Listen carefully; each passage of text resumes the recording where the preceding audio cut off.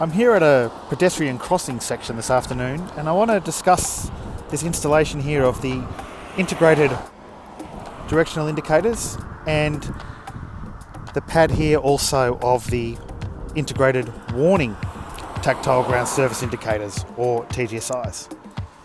So we've got a pedestrian crossing here, and we've got a few issues.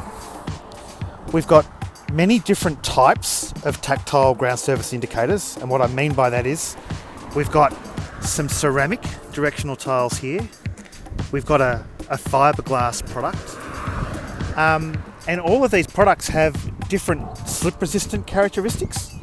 Let's have a look at the warning indicators here too. Again, ceramic tiles and then some sort of plastic or fiberglass that's here as well. So can you see the difference?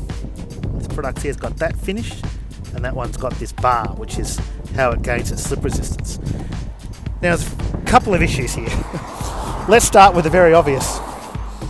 See how we've got white and then dark, and then white and then dark?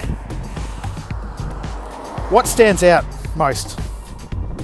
It's the white tactiles, isn't it? They stand out. That's because that has sufficient luminance contrast between the tactile itself and the area adjacent to it. If we come over to these dark tactiles, this is probably most likely, I haven't got a test so I can't prove this, but it is most likely insufficient luminant contrast because this surrounding surface or adjacent surface is so dark. Now, if this area was wet, that would be much darker, and so would that, and there'd be no luminance contrast at all. Where here, if this surface got wet, even though it's dark, this would be darker and that would be lighter. So that's the first thing. It's also very, very, very inconsistent. So tactiles should never ever be installed like this because it's just confusing for someone who has low vision or a vision impairment. These need to be replaced, and it's not just for the luminance contrast reasons. First of all, we then have this other issue. This product here has a different slip resistance value to this product here. So this is a problem for anyone because this could be more slippery, that could be less slippery. It's hard to say, I don't have the manufacturer's test results here, but the thing with tactile ground surface indicators is that consistency in installation, the use of the same product throughout an area is very, very important so that when things are trafficked underfoot, like when someone walks on the tactiles, that they get the same experience.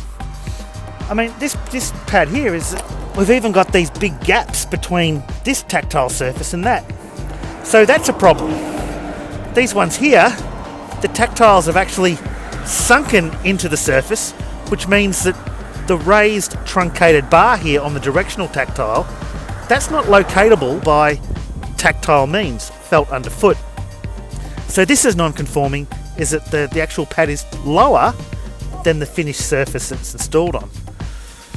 Situations like this are hard to sort of fathom what's happened here and what people's decision making is, but one thing's for certain, it is definitely non-conforming with the Australian standard, and it does not comply with the Vic Roads guidelines for tactile ground surface indicators. So this pad needs to be replaced. It's dangerous, and most definitely, it's not fit for purpose.